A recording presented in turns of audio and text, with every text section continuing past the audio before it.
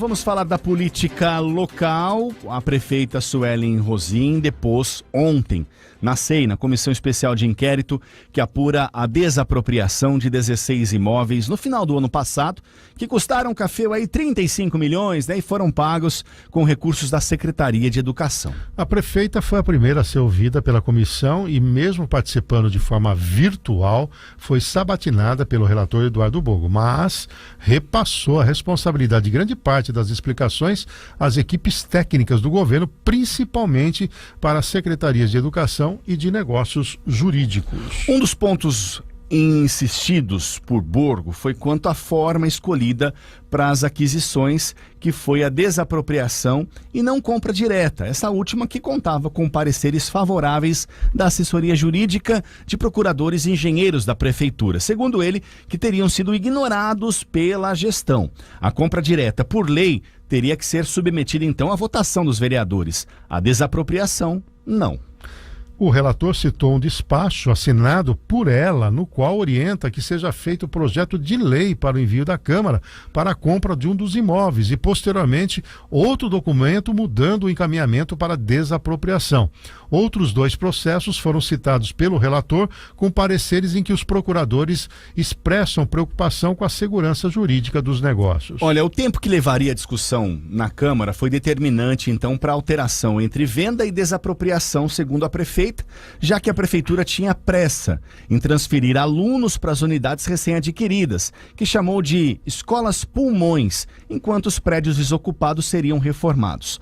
Abre aspas, então, olha, o ato final foi a desapropriação e isso não inviabiliza que outros processos tenham começado como compra e se tornaram desapropriação, comentou então a prefeita. A vereadora Chiara Ranieri não fez perguntas à prefeita Suelen Rosim, mas expôs detalhes dos processos das desapropriações e afirmou que as informações e documentos que constam dos processos já seriam suficientes para concluir os trabalhos da comissão e instaurar uma comissão processante. Abre aspas aqui para a vereadora Chiara Ranieri. Existem indícios de irregularidades que podem resultar na cassação de prefeito, afirmou. A prefeita, ela rebateu a vereadora, viu, Cafeu, afirmando que em mandatos anteriores também foram feitas desapropriações, também em valores expressivos e sem questionamentos, e questionou as afirmações de irregularidades feitas pela vereadora sem antes ouvir os técnicos. A questão toda, né, que o clima esquentou exatamente no momento em que a prefeita tentou dar uma insinuação de que tudo que estava sendo feito pela SEI, pelas comissões, era uma insinuação, era um caráter político, né? E quando isso aconteceu, com os instrumentos que tem nas mãos, a comissão que se preparou por conta do trabalho das outras comissões, acabou botando um tete-a-tete com a prefeita. Por exemplo, bizarro, aquela compra do prédio do staff. Ela foi comprada para ser escola. A ideia era desapropriou para isso. Aí descobriram que ela está próximo de um posto de combustível. Não pode ser escola. Aí o que eu faço? Transformo no lugar para treinamento ou para sede. Aí questionada, por que não comprou a sede que é atual onde está na Duque de Caxias? A prefeita não soube responder. Por que no prédio do Damásio, que foi recentemente adquirido por 2 milhões de reais, foi desapropriado por 6 milhões de reais? São perguntas como essa que não vieram as respostas.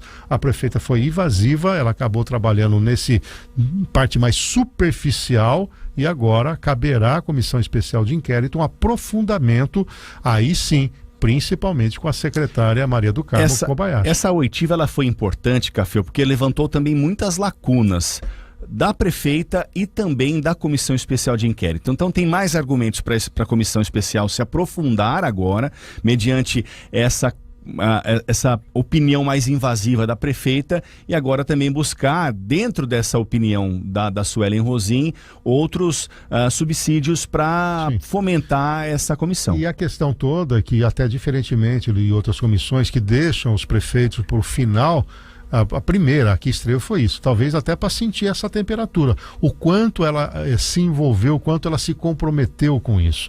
Os documentos estão assinados por ela, né?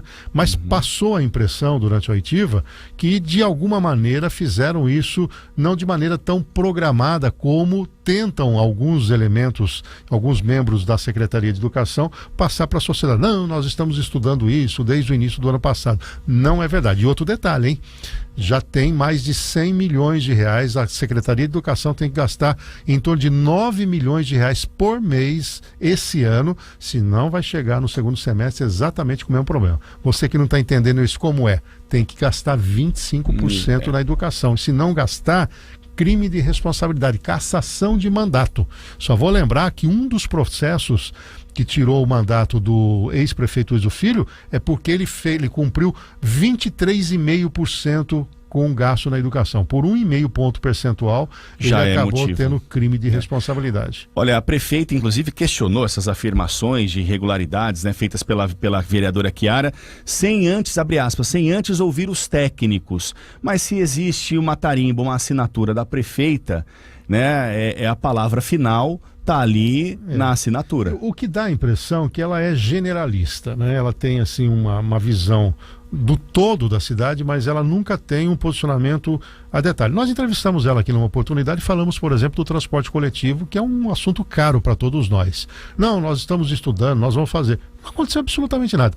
Fizemos uma entrevista, como é que está o Castramóvel? Não, o Castramóvel entra em janeiro. Não, está aí até agora, foi para a SEMA, não tenho o que falar. Né, o meu artigo ontem no Jornal da Cidade, que também está nas redes sociais, eu coloco exatamente isso. Para quem não sabe onde quer ir, qualquer lugar é bom. Essa frase nasceu lá no Alice do País das Maravilhas e depois é utilizado muito em gestão. Empresas, por exemplo, que não planejam, que não sabem em que ponto está, qual vai ser o crescimento orgânico dela, se vai fazer aquisições, se um dia vai profissionalizar, se tem indicadores, são empresas que estão fadadas ao insucesso, porque a natureza vai cuidar. Se o segmento vai bem, eles vão bem, mas se o segmento vai mal, ele não tem estratégia para isso.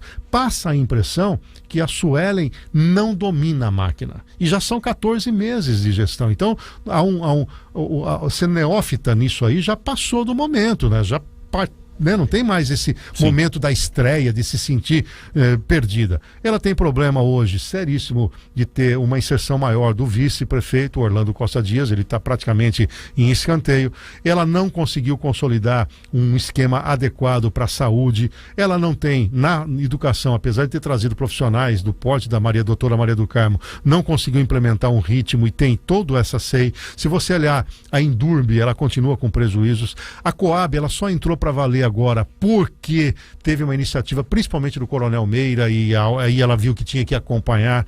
O DAI tem aí um processo que a gente não sabe se fica na mão pública ou privada, teve que cumprir um plano diretor de água porque teve bastante em cima disso. Então, quando você olha as várias secretarias e chegamos no desenvolvimento econômico, por exemplo, não sai a revitalização dos centros, de ciclos industriais. Então dá a impressão de que essa nau chamada Bauru está à deriva, né? E quando está à deriva, qualquer lugar é bom. E ontem foi um retrato disso, de não se aprofundar, de não ter elementos técnicos para contra-argumentar, diferentemente de quando você entrevista aqui um prefeito de Lençóis Paulista, o prefeito de Pederneiras, quando você traz alguém que domina a máquina em detalhes. Exato. E a gente não observa isso na prefeita Suelen. É claro, né, Café? Todo mundo merece uma educação de qualidade, principalmente nas nossas EMEIs, as EMEIs. É claro, precisa ter um prédio com uma boa condição, com cadeiras, com uma lousa, com uma estrutura.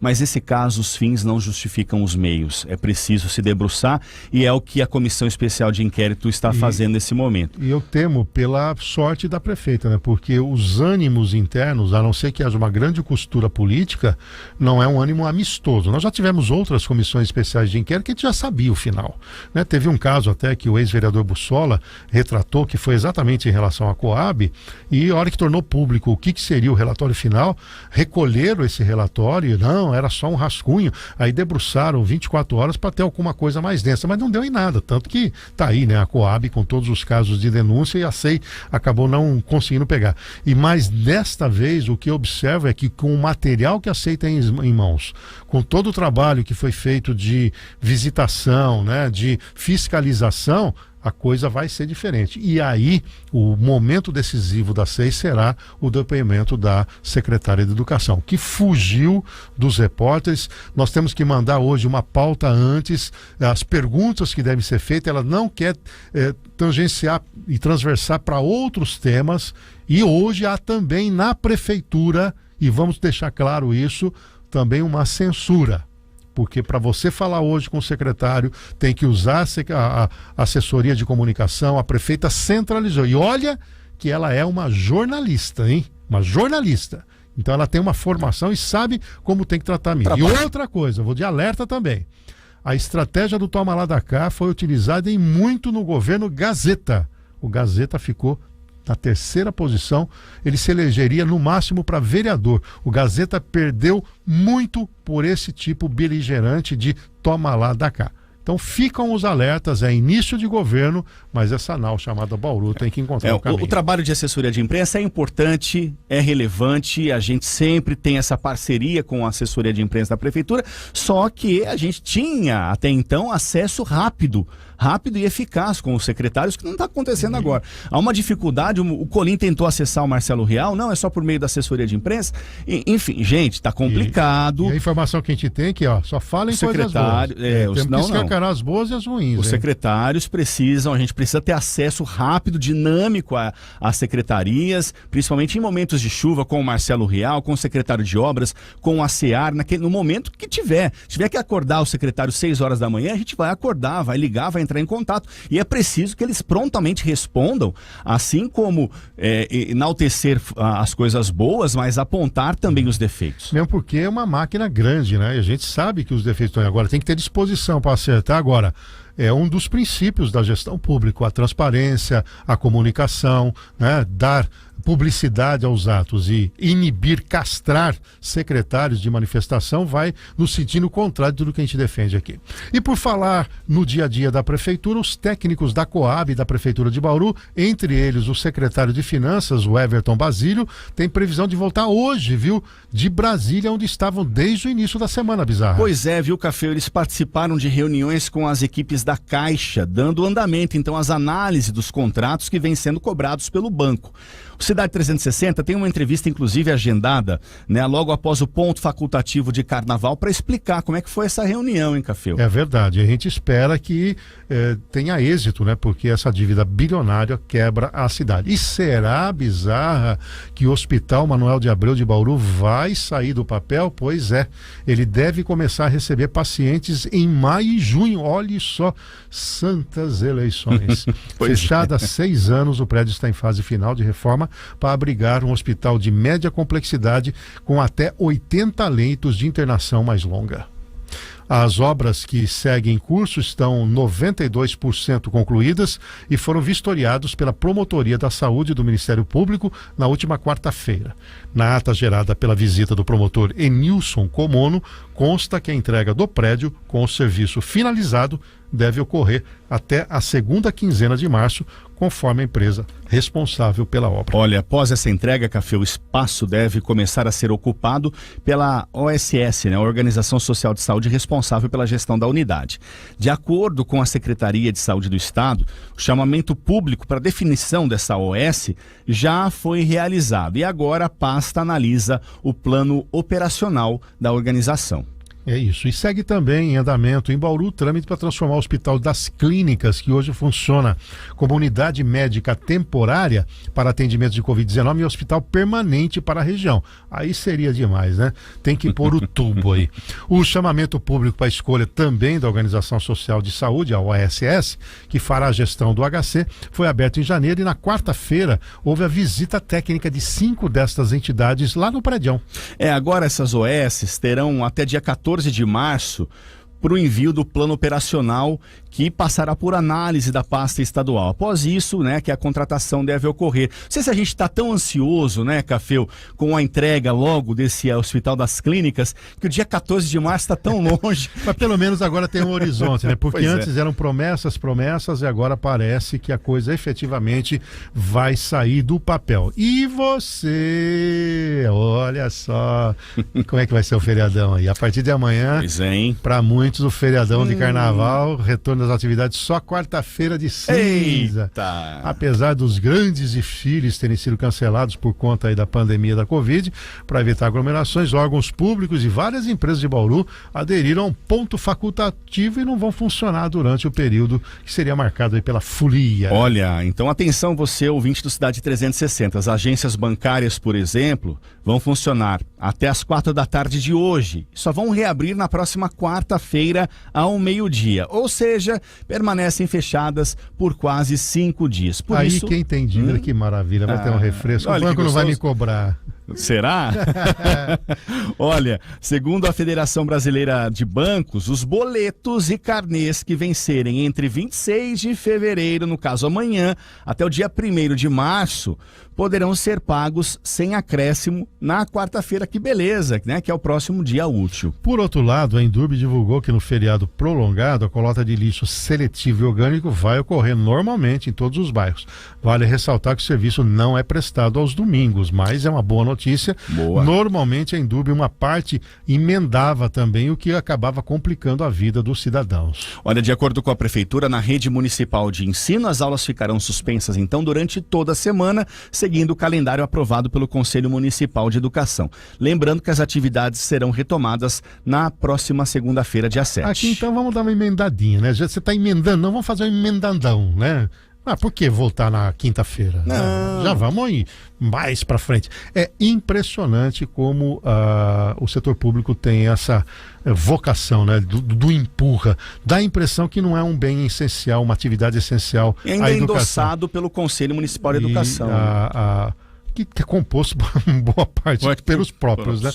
O setor privado volta na próxima quinta-feira, é assim que a coisa funciona. De acordo com a Prefeitura, na rede municipal de ensino, as aulas ficarão suspensas durante a semana, seguindo o calendário como nós já colocamos. Nas unidades estaduais, segundo a Secretaria de Educação do Estado, as aulas, aí sim, retornam na quarta-feira. Olha só, o Dória dando exemplo para o município de Bauru. Ou seja, terão atividades com alunos que estudam no período da tarde ou que estão matriculados nas escolas integrais, que vão entrar mais tarde. As instituições privadas, ela tem autonomia, viu, para decidir se vai acatar ou não, né, o ponto facultativo do carnaval. Já o comércio do centro, do calçadão e arredores, funciona normalmente no sábado, segunda e quarta-feira, só fecha no domingo, como ocorre, né? E na terça-feira, que já é o ponto facultativo. Os dois shoppings seguem horário normal de fim de semana, na segunda e quarta-feira.